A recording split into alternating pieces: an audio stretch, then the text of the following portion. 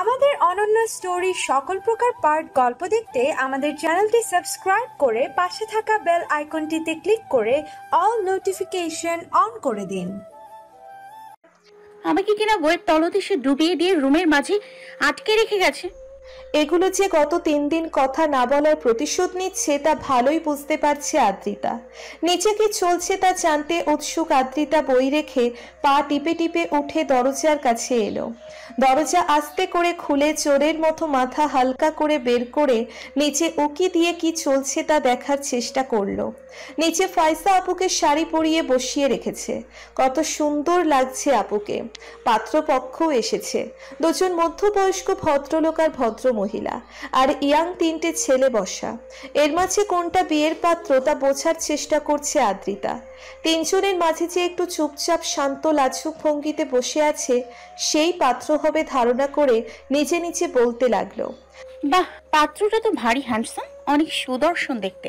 সামনে থেকে হঠাৎ পুরুষশালী কণ্ঠে কেউ বলে উঠল, আচ্ছা তাই নাকি? আদ্রিতা নিচেও ধ্যানেই বলতে লাগলো, হ্যাঁ একদম, কত হ্যান্ডসাম দেখ। মাঝপথে হুঁশ এলো আদ্রিতার। ঝট করে মাথা তুলে তাকালো সে। স্বয়ং সম্মুখে নিবিড়কে দাঁড়িয়ে থাকতে দেখে হাতে নাতে চোর ধরা খাওয়ার মতো থতমত খেয়ে গেল সে। নিবিড় সরু চোখে তাকিয়ে আছে আদ্রিতার দিকে। আদ্রিতা মাথা তুলে ফিচেল হেসে দুনিয়ার সবচেয়ে ইনোসেন্ট লুকটা দেওয়ার প্রচেষ্টা চালালো। তা খুব একটা ইফেক্টিভ হলো বলে দেখা গেল না। নিবিড় দাঁতে দাঁত চেপে বলল, বলদি তুই জন্ম থেকেই ছিলি, কিন্তু বলদির সাথে যে টপ লেভেলের বেশরম হয়ে গেছিস তা জানা ছিল না আমার। তোকে না পড়তে দিয়ে গেছি, পড়া বাদ দিয়ে এখানে বেশরমের মতো পুরুষদের স্ক্যান করা হচ্ছে। এমন ভাবে দেখছিস যেন এক্ষুনি গিলে খেয়ে ফেলবি বিনা ঠেকুর তুলে। দেখতে দেখতে বেচারাদের ভেতর ছিদ্র করে ফেলেছিস একেবারে। মনে হচ্ছে ফাইজার জায়গায় তুই এক্ষুনি লাফ দিয়ে ছেলেগুলোর গলায় ঝুলে পড়বি। বলবো বাকি মাকে তার মেয়ে বিয়ের জন্য পাগল হয়ে গেছে, পুরুষ দেখলে হামলে পড়ার মতো অবস্থা। আদ্রিতা বেচারি টাস্কে খেয়ে গেল। সামান্য একটা কথাটাকে কোথা থেকে কোথায় নিয়ে গেল লোকটা। লোক তিলকে তাল বানায় আর উনি তো তিলকে সোজা তারা বানিয়ে দেয়। আদ্রিতা গোমরা মুখে বলল, দেখুন, একদম বাজে কথা বলবেন না। আমি কি তাই বলেছি নাকি? আমি তো এমনি একটু দেখছিলাম কি হচ্ছে। কেন দেখতে হবে? নিচে নতুন মুভি রিলিজ হয়েছে, আর তোকে যে পড়তে দিয়ে গেলাম তার কি? আদ্রিতা অসহায় মাসুম চেহারা বানিয়ে বলল, এমন করছেন কেন? আজই গ্রাজুয়েশন করিয়ে ফেলবেন নাকি? একটু যাই না নিচে প্লিজ। একটু গেলে কি হবে? কিছু হবে না জানি। কি হবে মানে? বিরাট অঘটন হয়ে যাবে। নিচে কতগুলো ছেলে এসেছে দেখেছিস? তোর মতো পেতনিকে দেখে যদি সেগুলো হার্ট অ্যাটাক করে মারা যায় তাহলে ফাইজার কি হবে? শুধুমাত্র তোর মতো পেতনি বোন থাকার দায়ে ওর বিয়ে ভেঙে যাবে, আর আমি থাকতে এমন অঘটন কিছুতেই হতে দেব না। একজন দায়িত্ববান ভাই হিসেবে আমার বোনের বিয়েতে কোনো বাধা বিপত্তি আসতে দেব না আমি, কিছুতেই না। যা ফুট, ভেতরে গিয়ে পড়া কমপ্লিট কর। বাইরে আসার চেষ্টা করলে আমার চেয়ে খারাপ কেউ হবে না। আদ্রিতা বিড়বিড় করে বলল, সেটা তো কেউ চাইলেও হতে পারবে না। দৈত্য দানব তো আর রোজ রোজ পয়দা হয় না। নিবিড় ভ্রুকুচকে জিজ্ঞেস করল, কি বললি? জোরে বল। আদ্রিতা হকচকিয়ে উঠে ফিচেল হেসে আমতা আমতা করে বলল, কই কি বললাম? আমি আবার কিছু বলতে পারি নাকি? কথা বলা কাকে বলে তাই তো জানি না আমি বরং গিয়ে পড়তে বসি। বলেই দরজা চাপিয়ে দিয়ে মনে মনে হাজার খানেক গালি দিল নিবিড়কে। সাথে আদ্রিতার স্পেশাল অভিশাপগুলো তো আছেই। এই যেমন, উনি যখন মিটিংয়ে ভাষণ দিতে যান তখন যেন তার প্যান্ট ফেটে যায়। শীতের রাতে তাকে যেন ভূতে তুলে নিয়ে গিয়ে পুকুরে ঠান্ডা পানিতে সারা রাত চুবিয়ে রাখে। উনি যখনই টিভি দেখতে যায় তখনই যেন টিভিতে বিটিভি ছাড়া আর কোনো চ্যানেল না থাকে। বিরিয়ানি খেতে নিলে সব এলাচ লবঙ্গ গুলো যেন তার দাঁতের নিচে চলে আসে। যতবার প্যান্টের চেন লাগাতে যাবে ওনার মেইন পয়েন্ট যেন চেনে আটকে যায়। আজকের জন্য এতটুকুই, পরবর্তীতে মনে পড়লে আবার দিব। কিছুক্ষণ পর সানফি আর তানহাও এলো আদ্রিতার রুমে। দুজন এসে বেডের উপর বসলো ধপাস করে। আদ্রিতা তাদের দেখে বলল, কিন্তু তোরা এখানে, তোদেরও কি তাড়িয়ে দিয়েছে নাকি? সানফি ভাব নিয়ে বলল, সানভিকে কেউ তাড়াতে পারে না, ওটা তো নানুমণি বলল।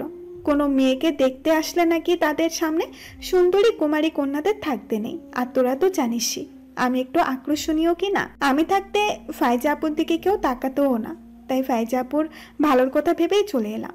আমার সাথে তানুও চলে এলো। যদিও ও না আসলে ক্ষতি হতো না, ও তো আর আমার মতো এত সুন্দর না, ও থাকলেও কি আর না থাকলেও কি।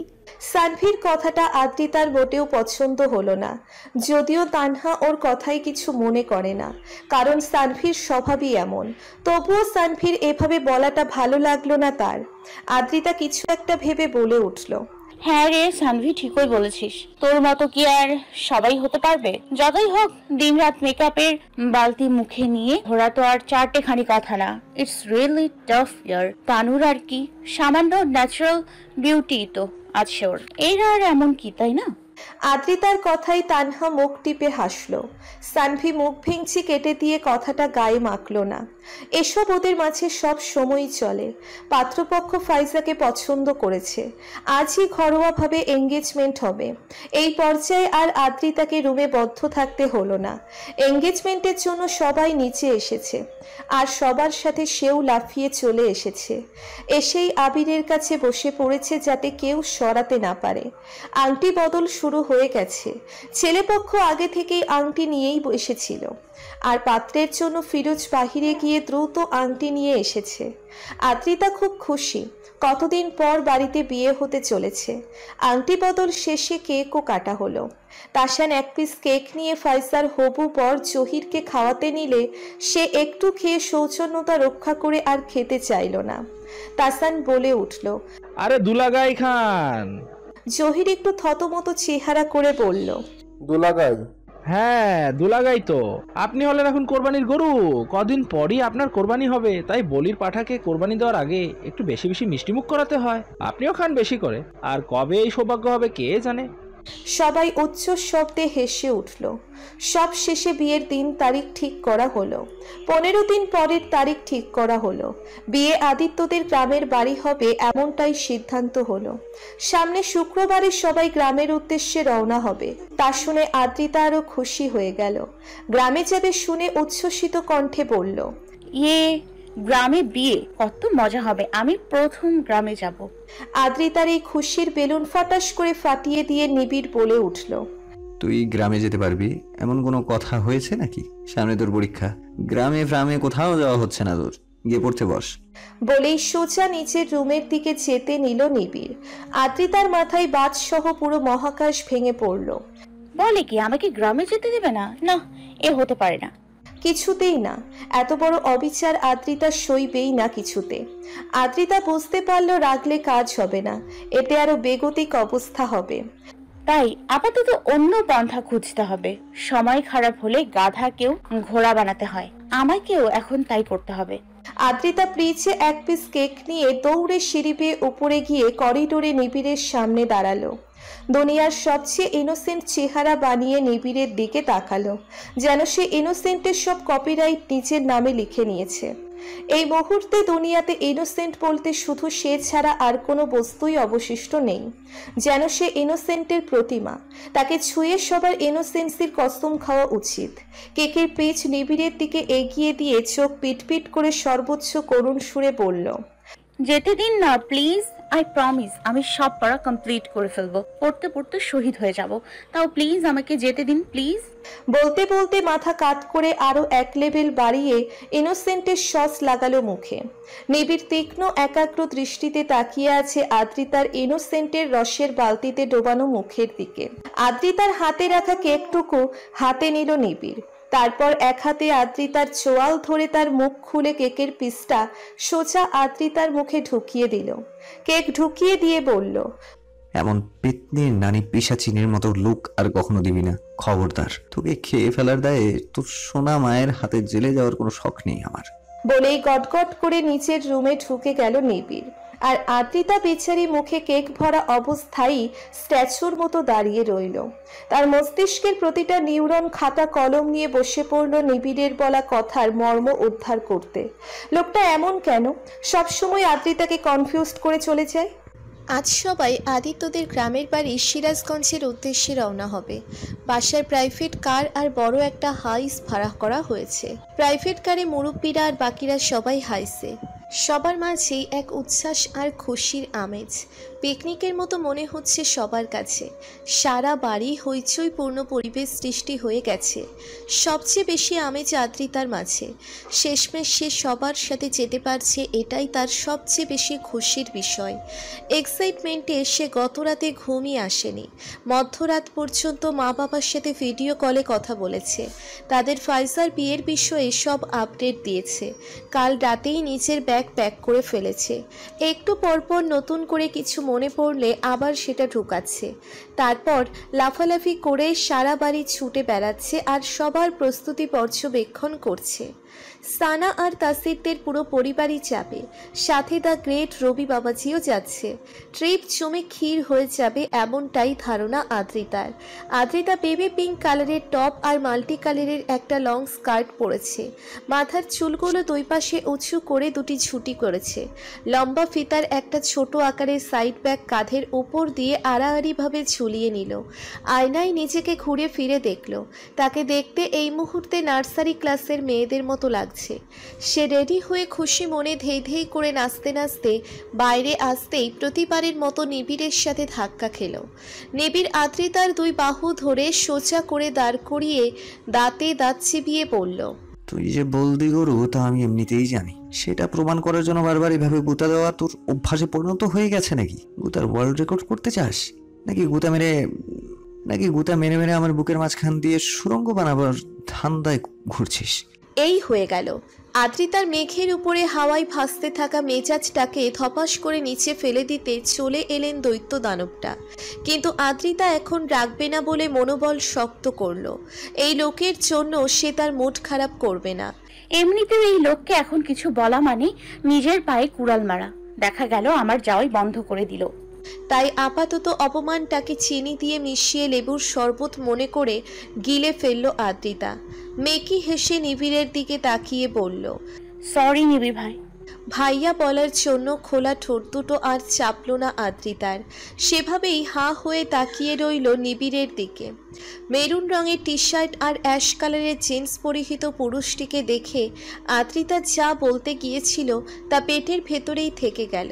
চোখের ব্ল্যাক সানগ্লাসটা তার সুদর্শনের মাত্রা বাড়িয়ে দিচ্ছে যেন। নিবিড় আদ্রিতার সামনে তুড়ি বাঁচিয়ে বলল, কিরে আমাদের মতো হা করে আছিস কেন? আদ্রিতা আমতা আমতা করে বলল, কিছু না। বলেই চলে যেতে নিল। পেছন থেকে কড়া গলায় ডাকলো নিবিড়। এই দাঁড়া।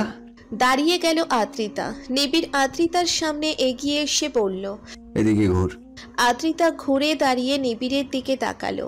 নিবিড় ঘাড় হালকা বাঁকিয়ে তীক্ষ্ণ দৃষ্টিতে আদ্রিতার উপর থেকে নিচ পর্যন্ত স্ক্যান করতে লাগলো। তারপর বলে উঠল, বাহ, কি সং ধারণ করেছিস। এখন শুধু একটা জিনিসেরই কমতি আছে, তাহলে তোর সাজ একেবারে সোনায় সোহাগা হয়ে যাবে। আদ্রিতা উৎসাহী কণ্ঠে বলল, কি? ফিডার। আদ্রিতা থতমত খেয়ে বলল, কি? নিবিড় দাঁতে দাঁত চেপে বলল, হ্যাঁ ফিডার। তোর এই লুকের সাথে জাস্ট একটা ফিডারেরই কমতি আছে, সেটা লাগালেই একেবারে পারফেক্ট লাগবে তোকে। মানুষ চলে সামনে আর তুই বোধহয় রিভার্স মুডে চলছিস, তাই না? দিনে দিনে আরো ল্যাড়া বাচ্চাও হতে যাচ্ছিস। নিবিড় আদ্রিতার দুই ঝুঁটি টেনে ধরে আদ্রিতার গলা পেঁচিয়ে ধরে বলল, তোকে টেনে বড় করতে পারছি না, এই জ্বালাই আমার জীবন ভাজা ভাজা হয়ে গেল। একেবারে তেলে ভাজা পোড়া পাপড় হয়ে গেছে, আর তুই কিনা আরো ছোট হওয়ার পায়তারা করে যাচ্ছিস। জান শেষ করেই কি ক্ষান্ত হবি বুঝি? খুব একটা জোরে পেঁচিয়ে ধরেনি নিবিড়, তবে ভয়টা ঠিকই লাগছে আদ্রিতার। আপাতত নিজের জানের জন্য দোয়া দরুদ পড়তে ব্যস্ত আদ্রিতা। নিবিড়ের কথার নাড়ি ফুড়ি বের করার খেয়াল নেই এখন ওর। তখনই তানি নিজ থেকে ডাক দিল আদ্রিতার নাম ধরে। তা শুনতে পেয়ে আদ্রিতাকে ছেড়ে দিয়ে গটগট করে নিচে নেমে গেল নিবিড়। আদ্রিতা বেচারি জান হাতে পেয়ে হাঁপ ছেড়ে বাঁচল। আজকের পর জীবনে ও আর সেই দুই ছুটি বা বেনি কিছুই করবে না। ফিরোজ ফাইজা আর ওর পরিবারকে নিয়ে আগেই চলে গেছে। সবাই রেডি হয়ে একে একে বাইরে এলো গাড়ির কাছে। তানহা সাদা রঙের লং একটা গোলা জামা পরেছে। তাসসানের পোশাকে রঙের ছড়াছড়ি। টি শার্টের উপর হাতা কাটা জ্যাকেট, সাথে 3/4 প্যান্ট, মাথায় ক্যাপ, চোখে চশমা। পুরো মাল্টি কালার তার সব পোশাক। সানভিকে দেখে মনে হচ্ছে সে কোনো ফ্যাশন শোতে পার্টিসিপেট করার উদ্দেশ্যে বের হয়েছে।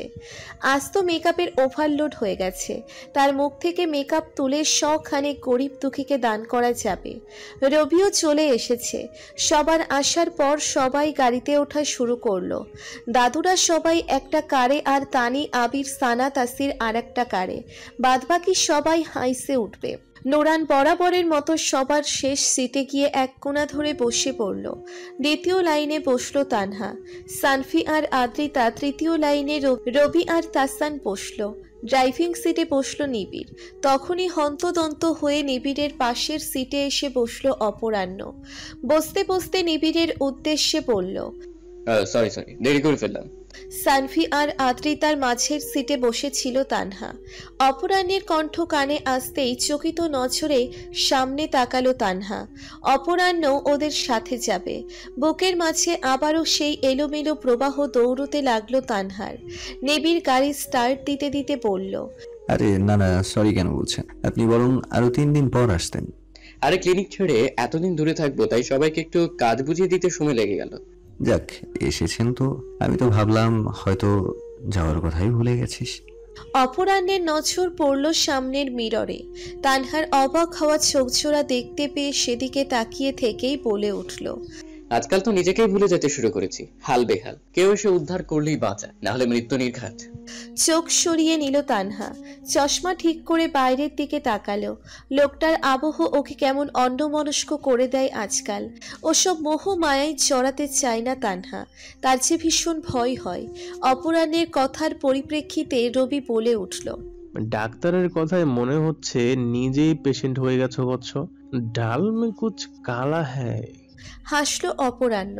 তাসান বলে উঠল, ভালো মনে হয় ওর মাথার উকুন পড়েছিল, তাই ডালে কুচ কালা দেখা যাচ্ছে। মেবি কালো জিরার পরিবর্তন হিসেবে ব্যবহার করেছে। ব্যাপার না, নিরামিষে একটু আমিষ যুক্ত হয়ে পুষ্টি আরো বাড়িয়ে দিয়ে। ডাক্তার মানুষ তো, তাই সবসময় সুষম খাদ্য খায় সে। সশব্দে হেসে উঠল সবাই। সানভি মুখ কুচকে বলে উঠল, ইয়ো উকুন, ইয়াক। অপু ভাই, আপনার মাথায় উকুন আছে? উকুননাশক শ্যাম্পু দিয়ে মেরে ফেলতে পারেন না? তানহা বিরক্তিকর চোখে তাকালো সানভির দিকে। আবার একবার আর চোখে অপরাহ্নের দিকেও তাকালো। অপরাহ্ন স্মিত হেসে বলল, কি দরকার মারার? তারাও তো একটা প্রাণ। আমার মাথায় যদি তারা নিজেদের আশ্রয় বানিয়ে নেয় তাহলে ক্ষতি কি? শুধু প্রাণী হত্যা করে পাপ ঘাড়ে নিতে চাই না। আমি আবার অবলা প্রাণীর প্রতি অনেক স্পর্শকাতর। আমার মনে সবার প্রতি মায়া। কি করবো বলো? তানহা মাথা অন্যদিকে ঘুরিয়ে নিঃশব্দে হাসল। লোকটাকে যতটা ভদ্র দেখা যায় ততটাও না উনি, দুষ্টুও আছেন। আদ্রিতা অপরাহ্নকে বলল, ওয়াও অপু ভাইয়া, আপনি সত্যি অনেক সুইট। নিজের কষ্ট হচ্ছে তাও উকুনগুলোকে মাথা থেকে সরাচ্ছেন না। Really sweet of you. অপরাহ্ন গদগদ সুরে বলল, থ্যাংক ইউ হরি বইনা। আমি তো পয়দাইশী সুইট, কিন্তু কিছু লোক কেমন যেন বুঝি না। কেউ একটু এই সুইটনেস টেস্ট করেই দেখলো না। সামনের আয়নায় আবারও তানহার দিকে তাকিয়ে হালকা আফসোসের সুরে অপরাহ্ন বলল কথাটি। চোখে চোখ পড়তেই আবারও নজর লুকালো তানহা। আদ্রিতা উৎসুক কণ্ঠে বলল, উকুনগুলোর সাথে মনে হয় আপনার বন্ধুত্ব হয়ে গেছে, তাই না? বর্তমানে কজন সদস্য আছে? হ্যাঁ, তা তোর হয়েছে। একসাথেই থাকি বলে কথা। They are very sweet and friendly উকুন। একসময় দাওয়াত দিব তোমাদের আমার মাথায়। তাদের সাথে সাক্ষাৎ করে সব নিজেই জেনে নিও। সানভি বিরক্তির সুরে বলে উঠল, ইয়াক, এই অরি, তুই কিসব উকুন বিশারদ শুরু করে দিলি? চুপ কর তো, আমার বমি আসছে শুনে। পেছন থেকে তাসান বলে উঠল, এমন ভাবে বলছিস যেন তোর কখনো উকুন ছিলই না। ভুলে গেছিস সেদিনের কথা, যখন তোর চুলে উকুনের 14 গোষ্ঠী বাস করতো? দিন রাত উকুন বের করে পটপট করে মারতেছিস। আবারও হেসে দিল সবাই। হাসি আড্ডার মাঝেই রাস্তা এগুতে লাগলো। কিন্তু পেছনের কোনায় সিটে বসা নোরান এসব থেকে আলাদা। সে কানে ইয়ারফোন গুঁজে ফোনে একটা রবীন্দ্রসঙ্গীত চালালো। জানালার কাঁচ নামিয়ে বাইরের প্রকৃতিতে নিজেকে হারালো। গাড়ি চলার সাথে প্রবল বাতাসের স্রোতে নোরানের লম্বা চুলগুলো ঝাপটা খাচ্ছে। ব্যস্ত শহরের কোলাহল থেকে বেরিয়ে যাচ্ছে তারা। কেউ আজ তাদের ধরতে পারবে না। দুপাশের গাছের সারি, দুরন্তের সবুজ অরণ্য, বাসভূমি সবকিছুকে পিছু ফেলে হাওয়ার বেগে ছুটে চলেছে তারা। কেউ ধরতে পারছে না তাদের। ভালোই লাগছে নোরানের। মনে কিছু শব্দের মেলা জমছে। তা লিখতে ফোন হাতে নিল সে। নীলাম্বরীর আইডিতে ঢুকে টাইপ করলো, হয়তো কোনো শ্যামল বিভঙ্গে শুভ্র মেঘের ভেলায় ভেসে পড়বো, আবার নীলাপ তরঙ্গে সিদ্ধ গহীনে ডুববো, আবার সিক্ত হব স্বচ্ছতার ফেরারি পাখির সঙ্গী হব, ডানা মেলে অজানায় হারাবো, হারানোর সফর হবে আরো মহময় যদি তাদের সঙ্গী হিসেবে পাই তোমায়। টাইপ করা শেষে সেন্ড বাটনে চাপলো নোরান। হঠাৎই যেন হকচকিয়ে উঠল সে। এ পর্যন্ত নীলাম্বরীকে এমন ধরনের মেসেজ সে কখনোই করেনি। আবার তুমি করেও সম্বোধন করেছে। আজ কিভাবে করে ফেললো বুঝতেই পারেনি। হুঁশ আসতেই মেসেজ রিমুভ করতে চাইল সে, কিন্তু বিধিবাম রিমুভ করার আগেই মেসেজ সিন হয়ে গেল। নোরান ভিতরে ভিতরে ভীষণ ঘাবড়ে গেল। না জানি নীলাম্বরী মেসেজ দেখে কি ভাববে। যদি রেগে যায় আর কথা না বলে? কেমন গলা শুকিয়ে আসতে শুরু করলো তার। নোরান খেয়াল করলো মেসেজ সিন করার পরও কোনো রিপ্লাই আসছে না, টাইপ করতেও দেখা যাচ্ছে না। অস্থিরতা আরো বাড়ছে নোরানের, কপাল ঘেমে উঠেছে। হঠাৎ সব কেমন এলোমেলো লাগছে তার। মিনিট 5 পার হওয়ার পর মেসেজ এলো। নোরান তড়িৎ গতিতে তা দেখলো। মেসেজ এসেছে,